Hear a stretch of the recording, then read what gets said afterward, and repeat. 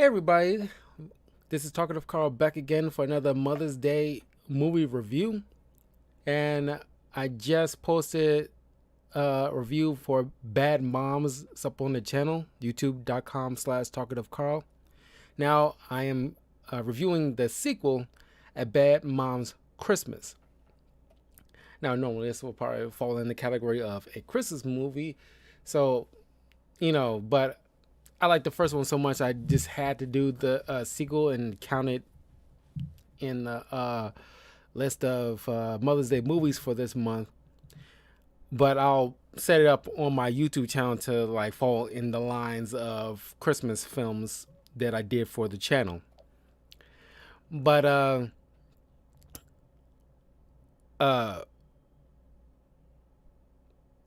so a lot of people are reprising their roles from the first movie with a few additions here.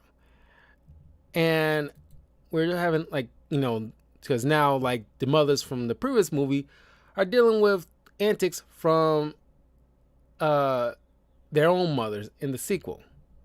It's kind of like with the Will Ferrell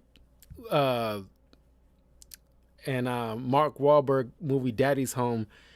Similar vibes with the sequel. Now they're dealing with their own fathers, which maybe I'll do those next Father's Day because I already got like the batch of movies set up for Father's Day all lined up already. So, but the mothers we'll see in this movie will be Christine Baranski as Ruth Redmond. You've probably seen her from time to time as like one of the mothers in the Big Bang Theory, because I think I've seen her in Two and a Half Men. She's a good character actress. Katherine Hines as Sandy, Kiki's mom. Ruth Redmond is Amy's mom. And Susan Sarandon as Isis Dunkler, Carla's mom. And you also got Peter Gallagher as Hank Redmond, Amy's father. So, of course, this is set during time of Christmas holiday, already hectic as heck, and it's extremely more hectic for moms trying to get Christmas to be perfect as possible. Everybody getting, trying to strive to make sure everybody gets something for the holidays. And Amy mentioned in her narration that she's even getting, I don't know, it was her postman or something to that level, like a candle. It's like, why am I giving him a candle? Why are you giving him a candle? I was like, how I don't think it's a postman, but it's somebody of that, like low tier human interactions that you have. It's like you don't really need to make sure they get it's very nice, but it's like you're not obligated whatsoever. It's like you add on more stuff than you need to. But it's just like an extreme kind of viewpoint of how hectic, getting Christmas together as it is. It's kind of like my review of Jingle All the Way, which is also on the channel, is that how like hectic it is to make sure that you try to get like your family like the best Christmas. But each of these friends, their moms are showing up early for the Christmas holiday. At least Carla's mom showed up just unexpectedly. Each one have their own little issues. Carla's mom, it's like, I gotta say, like, Susan Sarandon, like, maybe it's just like the choice of outfits, but it's like she looks extremely good. Given like how old she is, it's like not like she's decrepit or anything like that. She looks really, really good. Like she really took care of herself. It's like wow.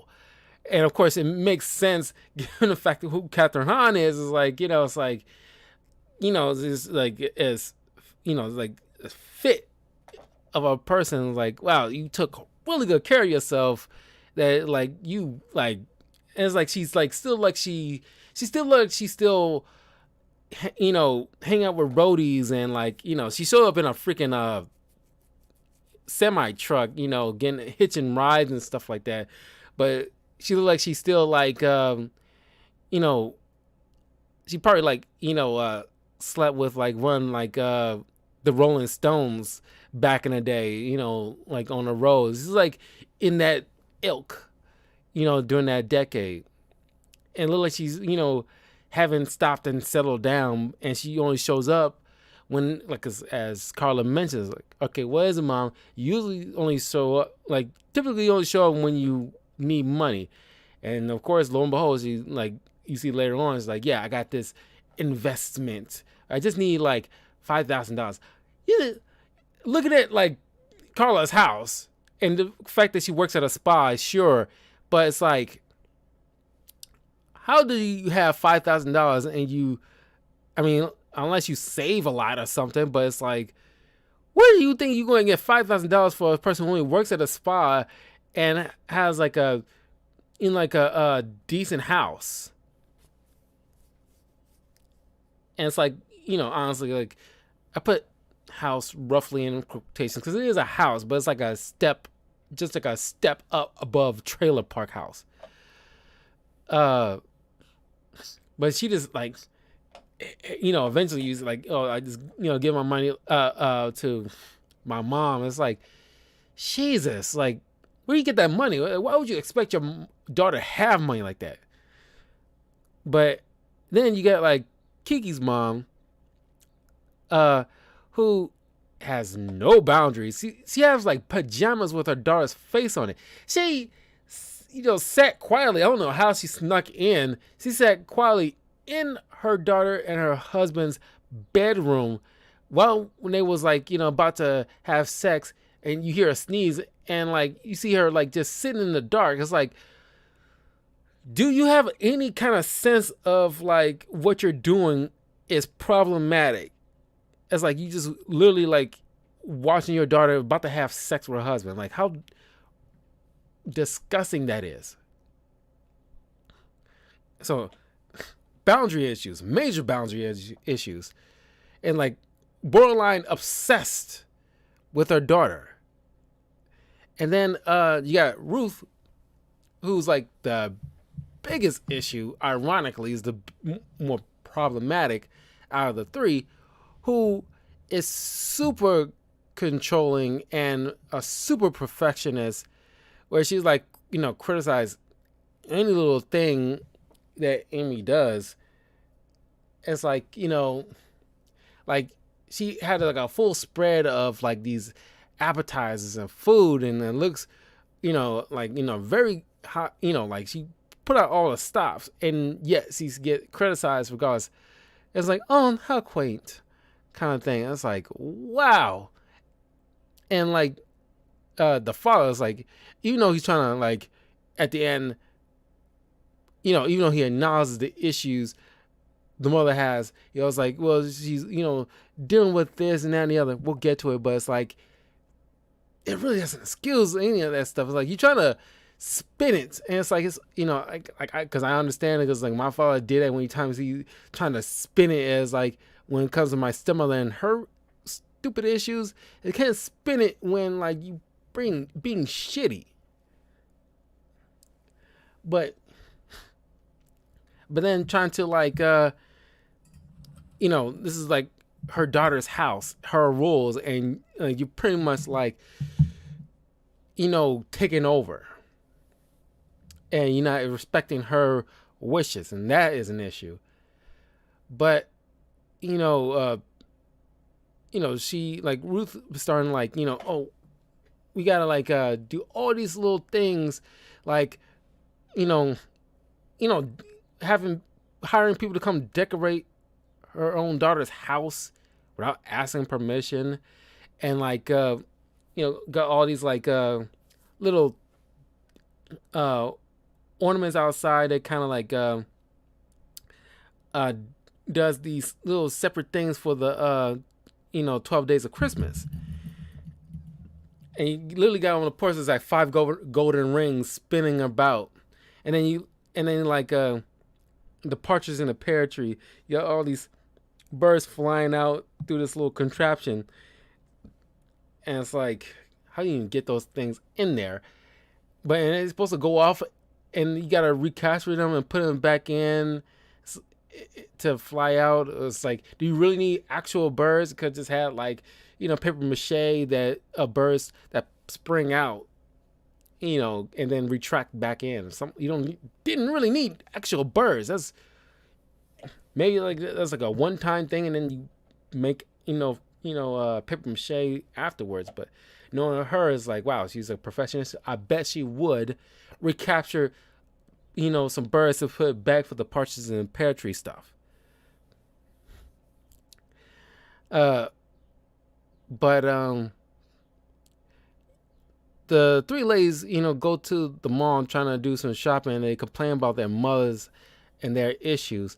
And then they make a pact about like taking back Christmas. And you see, just like in the previous movie, how they go to the grocery store and wilding out, they go to this mall and starts wilding out like crazy, especially after seeing because it kind of takes me back when last year, like a week before Thanksgiving, I went to visit relatives, and I see my cousin's children, and they're great kids, and I love them, and they all fun as hell, but they like loud and rambunctious, got so much energy, and it's like, and I see the scene where you see like Carla and the gang watching a bunch of these moms, trying to wrangle their kids, at this little like fun zone thing in the mall, and it's like, I need a drink, and it's like, shit, I need a drink. I just watched, just like, ugh, and I said to myself, this is why I probably just have no more than 2 kids in my life at the most. Because I don't want like no kid, just like a single kid and just without no brother or sister kind of things. I just want to have 2 kids at the most, so they have like a sibling. But it's like, I can't wrangle more than 2 kids. No way on earth. I can't do that. No, it's like a freaking nightmare. So they get hammered and they start like stealing a Christmas tree, because Amy needed a Christmas tree, so they steal one out of this Foot Locker, and it's so freaking funny. And then like they go to this mall center and they start like music playing, and it's like starting to like grind on the Santa. And you see this old guy just like, it's so freaking funny, and like it's like all the ladies smacking each other on the butt. It's so funny. It's like my favorite part is like, God, it cracked me up. That was like, like, oh yeah, like I'm in this. This is like a good movie. And I think it's like, I'm glad they kind of stopped at 2, because unlike The Hangover, who kind of worn out its welcome by the 3rd film, because like it seemed like they kept on going, and it's like, well, I think I like the 3rd one a little bit better than the 2nd one. The 2nd one, I don't know the whole Bangkok situation. I don't know. Half of that stuff didn't, like land for me. I mean, whenever I get around to talking about the Hangover films and doing movie reviews for those, I'll get more in depth. But the first one, banger, classic. The 3rd one, didn't land too well, but still a little bit better than the 2nd one. The 2nd one kind of, fall flat. But it's like, it's just like the routine kind of gotten old, and it's like they trying to catch a lightning ball 2 and 3 times, and it's like, you only can go do the same thing. You only can do that gimmick one time. You got to come up with something. Well, they technically came up with new stuff, but it's pretty much falling in the same vein. This one, you can do another story about bad moms, but you bring it in another set of moms as like the more slight antagonists, pseudo antagonists. It's not like they bad people. Even like Gwendolyn's character, who makes a short return here, wasn't all bad. It technically wasn't like no true antagonist in these films. But after this, I don't think like obviously a third film wouldn't work because like you can there's no. I guess you can try to make grandmothers to make a third film, but like I said, it'll kind of get tired, and it's like you can't play the same beat constantly because it's like these two films perfectly fine. Don't do no more than that. Uh, so uh,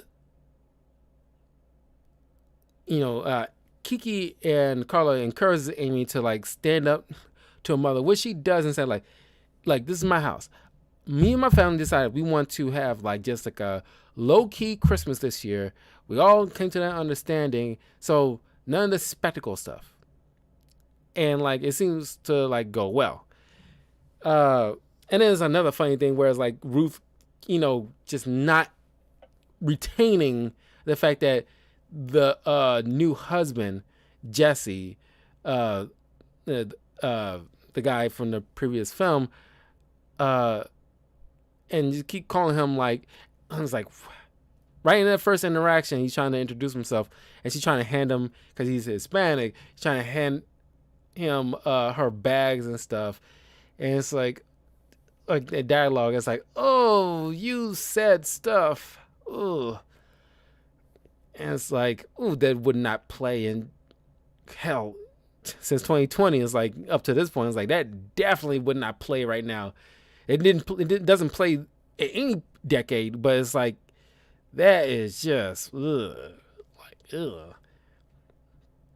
But and every time uh she sees him, she keeps forgetting his doggone names. You can call him Jose and Juan, and or just completely forgetting his doggone name entirely. And like, we literally just met, huh? And I was like, wow. That part on its own is funny as hell. But then it's like, Ruth trying to, like I said, take it over, and it's like we're going to this Nutcracker play, but not the Nutcracker play that we all come to know over the years. We're talking about the OG, like the original Inception, whereas the Russian version. And like, the kids in the back are playing about like, because Ruth playing like the Russian orchestra of this play on the radio, and everybody's like bored to tears and like rolling their eyes, and it's like that one of the kids made a comment, and it's funny because Mila Kunis is Russian or part Russian, and it's funny how like everybody's complaining about the Russian version of the Nutcracker, and like how they can't understand it, and it's like, oh, Mila Kunis right now can probably tell you everything they're saying right now because he speaks fluent Russian. And given the fact that what we're dealing with in Russia right now, it's like, oh God, Russia is not looking too good right now. But it's add to the hilarity. So Amy decides like, you know what, F this. And she, does a hard turn, and they go to the Sky Zone to meet up with Carla and Kiki and their family to just have some fun. Like and so this is where all the grandmothers meet each other.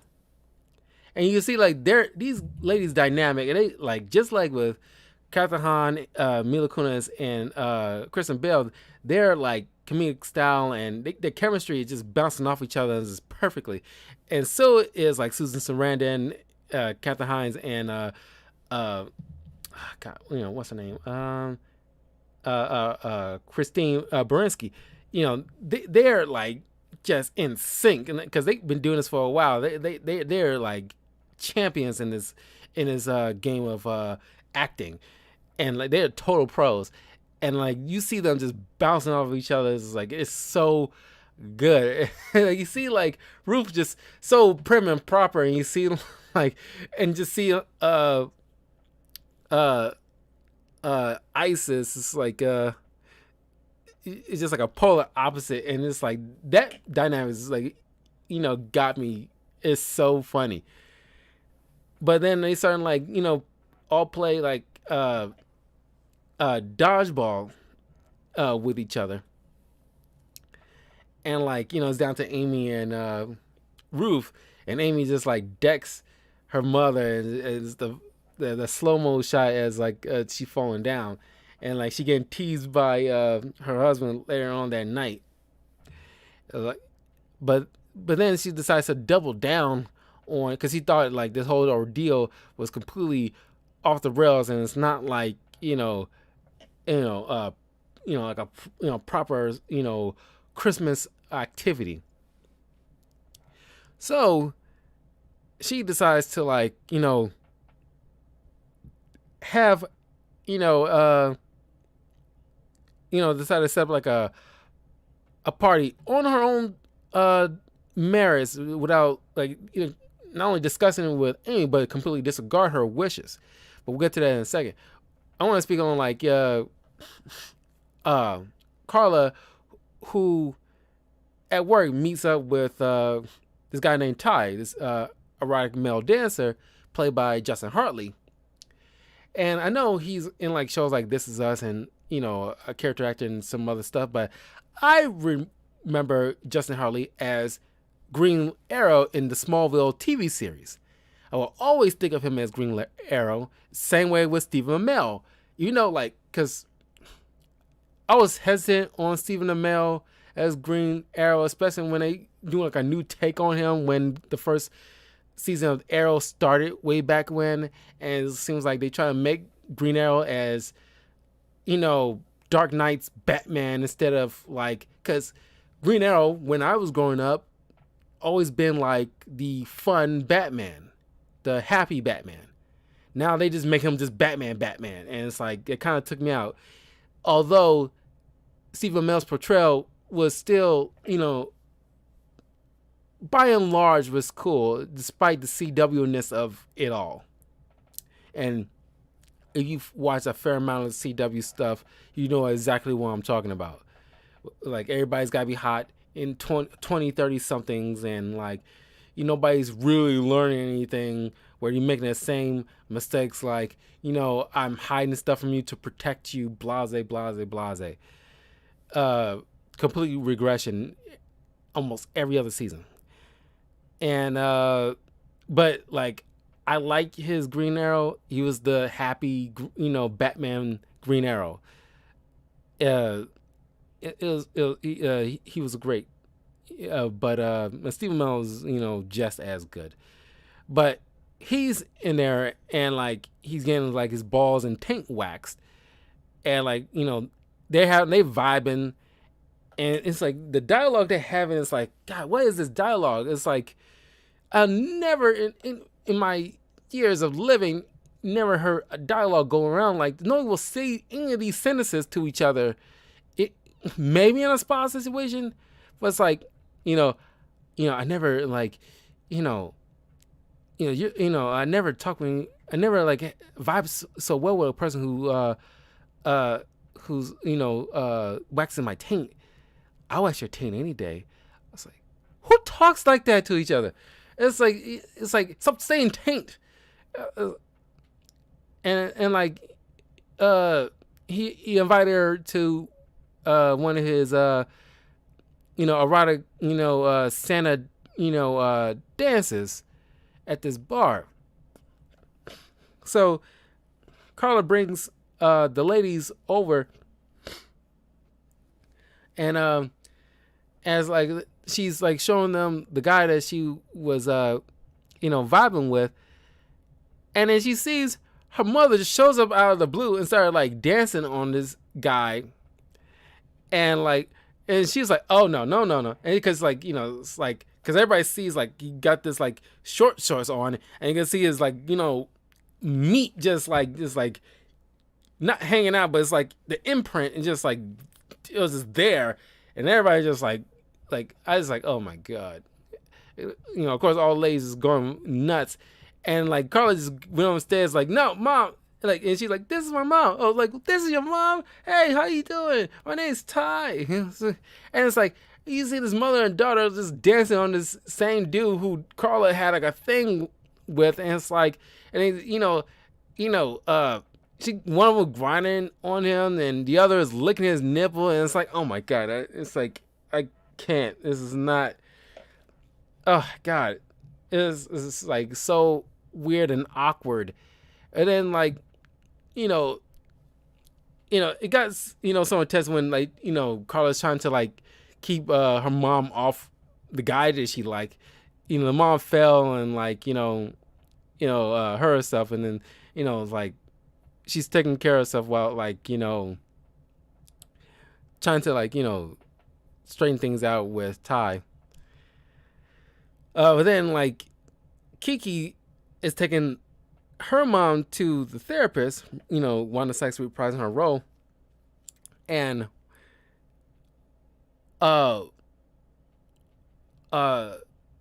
she's trying to have like a simple earnest conversation with her mom, saying about like just talking about boundaries. It's like it's like I got a life of my own kind of thing, and it's like it's like the other night that wasn't cool with you just sitting there in my bedroom in the corner watching as I'm trying to be intimate with my husband. It's like it's all kinds of wrong, and then like the mom's trying to like emotionally manipulate her own daughter.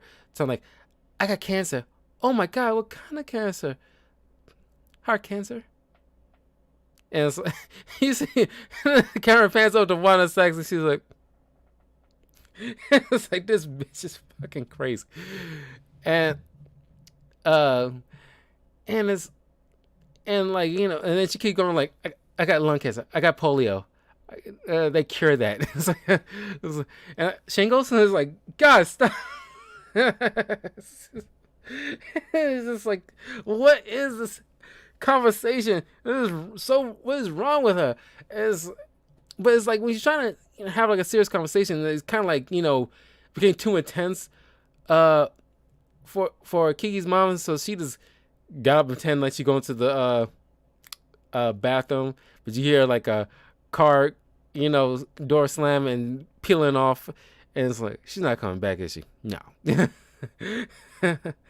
and like, but it's like the doctor's advice, I think it was better advice in the previous film than this one, in my opinion. It's like, because it didn't come off like, because it make it seem like it's Kiki's fault. I could be misinterpreting it, but it's just the way it gives off is that, like you done this when when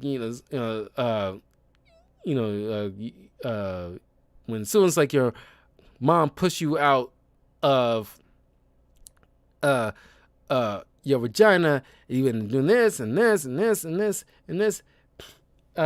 Now she is like this, and it's like I don't totally agree with that. It's like the mom is just like, as soon as like the daughter established her own life and family, the mom is like there's a few degrees of separation at that point. So then like this mom decides to just out of the blue decides to take like a large sum of her money and buy the house next door to her own daughter. That was wild to me. And the fact that like everybody Kiki's husband, the Kiki's friends, and like even like their moms all thought like, that is fucking batshit. You didn't even discuss with your own daughter. What the fuck? But but we'll get to that. I think like the third arc with the grandmas is like probably my favorite. But then Amy and her husband comes home and sees this wild ass party with Kenny G, playing on his flute, a Christmas song. And she went in there and it's like, first things first, he kicks out Kenny G, and it's like, she calls his musical instrument something else, and Kenny G is funny as hell. He had a funny comment. It's like, it's a fluke, bitch. Or something like that. It was just like so doggone funny.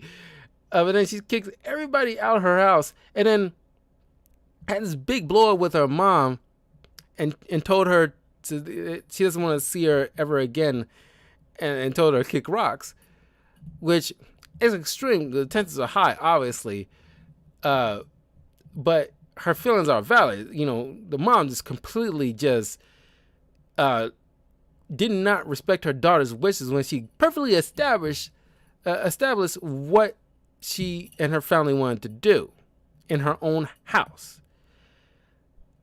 So, and then you see, you pan over to the kids who just saw everything. I don't know why the husband didn't stand there too to, like, you know, defend her. It's like, you know, where the fuck is he? But the kids sitting there like blaming, like, because he thinking like, you kicked out dad, now you kicked out your own mom, like I hate you and blah blah blah. Shut the fuck up. And it's like, you know, some people say, like, you know, they worried that they're gonna be next, how quickly, you know, their moms, you know, just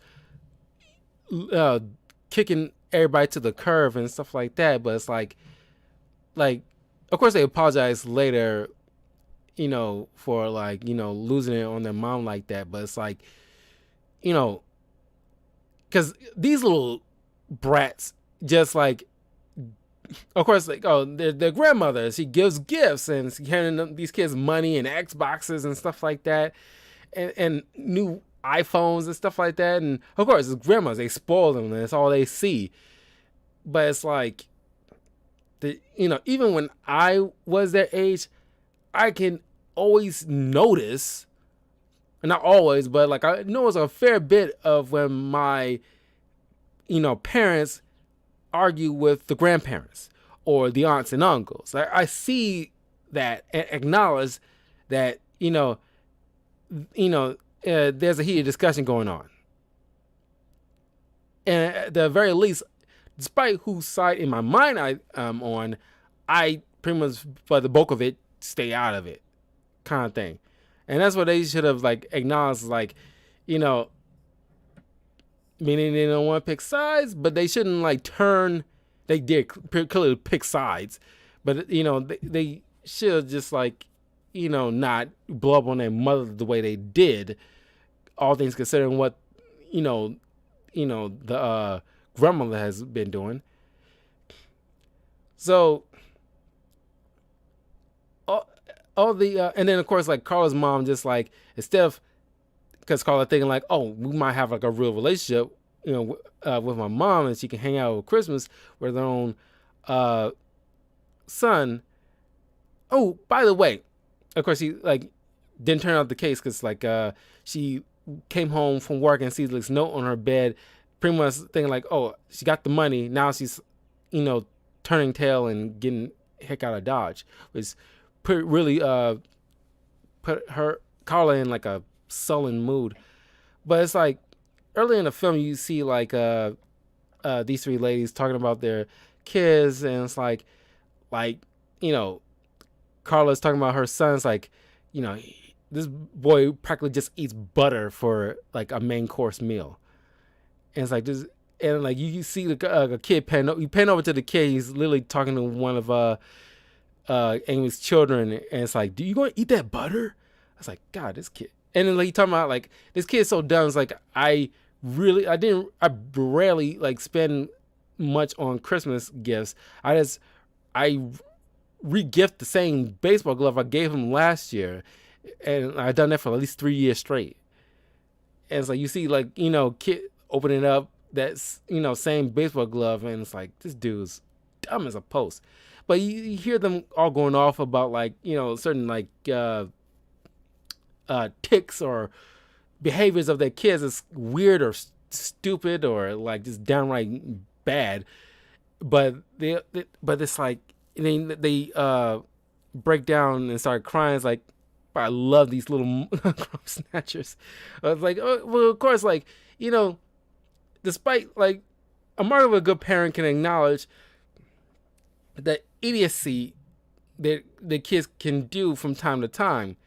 But despite all that, it's like, God, I love those little bastards though, because they little used. It's like by and large, I imagine the things that you get that these kids get on your nerves about is the same things that you probably do, or at least to a lesser degree than what you would do.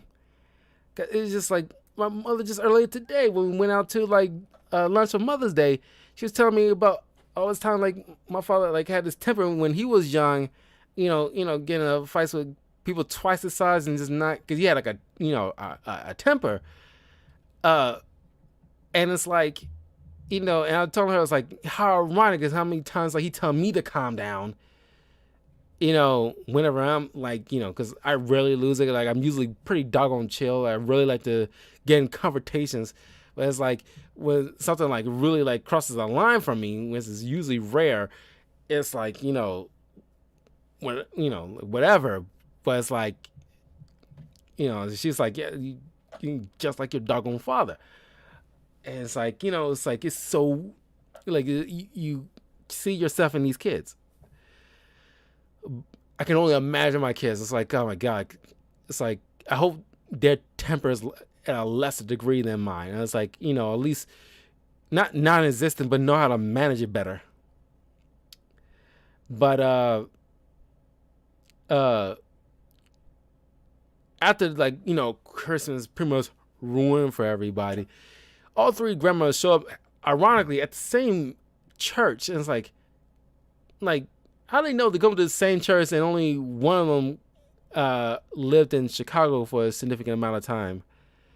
But they end up in the same church, and they all, like, I like this scene because they all, like, pretty much giving each other the business because, like, pretty much, like, telling Kiki's mom, like, yo, you are a psycho. If you just randomly buying a house to live closer to your daughter without letting her know that's fucking bad shit. And then like telling like Carla's mom, it's like, you only show up when you need money from your own daughter and you haven't paid her back like all these years. Like that's really fuck shit. And then they telling Ruth, like, you pretty much, disrespect your own daughter and like just had a big blow up party at her own house when she explicitly told you she didn't want to do any of that stuff, and you're a total like perfectionist, and it's like like make your daughter seem like worthless because because she doesn't rise up to your kind of standards, unrealistic standards. How messed up is that? But then you hear like Ruth going on about like how like because you hear the father as he's talking to Amy about this stuff about her own mother, who was like apparently even worse than that. As a matter of fact, she's talking about how like it was like literally like a few months prior when the last time she Ruth talked to her own mother, where it's like she didn't have on something right or whatever, and she literally slapped her. And it's like, growing up, her own mother sent her to a boarding school, and like, it's like, I imagine it was a nightmare, given the way like she describes everything. But it's like she's talking about how like better Amy has it compared to what she had it. Like you wouldn't believe like my mom, like she's lucky she didn't have to grow up in the house that I in. She would not last. Like she would thank me in the day. It's like, and then Carla's mom was like, I'm high half the time. Even I see how much bullshit you put this woman through.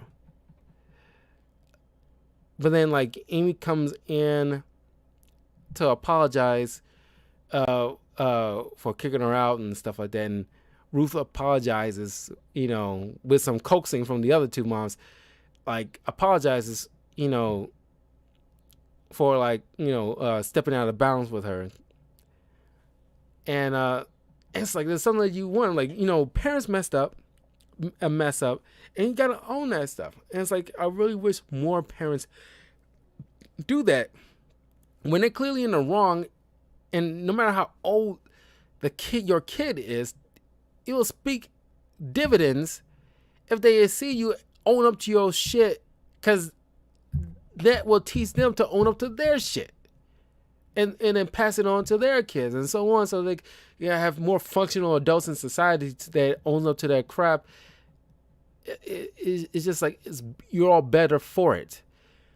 So they go home and fix things up with each other's families. Carla's mom get a job at that Fun Zone thing, and gives back the check and decides to work.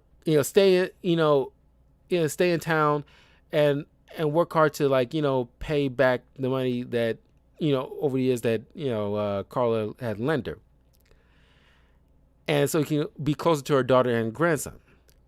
Kiki's mom decided she put that house back on the market. She's not gonna move in the neighborhood, and she just apologizes and mentions how things have just been lonely since your father's passed, and just probably overcompensating to be close to you because she's just lonely. But she acknowledges that she took it too far. And Ruth apologizes, of course, and then they all have this dinner together in Amy's house. And then Ty shows up. He just walks on in. I don't know who let him in. He just walks on in, and affirms the relationship between him and Carla. Then the three grandmas decide to go out to Vegas and hang out because they become best of friends. And a cool slow-mo shot of them walking out just the bosses and divas as they are. And Bad Moms Christmas. It's fun. It's it's a nice little step up from the previous film. Even though I love the previous film, these movies are awesome. I do highly recommend checking out these films. Bad Moms Christmas is on Netflix, but I had to watch the original Bad Moms on Amazon Prime. I rented that for a couple of days. Pretty sure it's up by long up by now, but it's man. Yeah, that was fun. Those movies are fun to watch. But let me know in the comments below what you thought of Bad Moms Christmas, if you've seen it before, or your likes and dislikes. And I will see you guys next Sunday for a new Mother's Day movie to cover. I'm going to keep these things as much as a surprise as possible. But yeah, I will also... I'm trying to get the jump on it as fast as possible, but hopefully either by this Thursday or this Friday, I will be covering the 2 seasons of The Mandalorian and the Book of Boba Fett all in one go this week. Luckily, they're short, seasons, so I can get them fairly quickly. So yeah, look forward to those this Friday or Thursday or Friday. But anywho, I will see you guys later. Happy Mother's Day, and I'll see you guys later.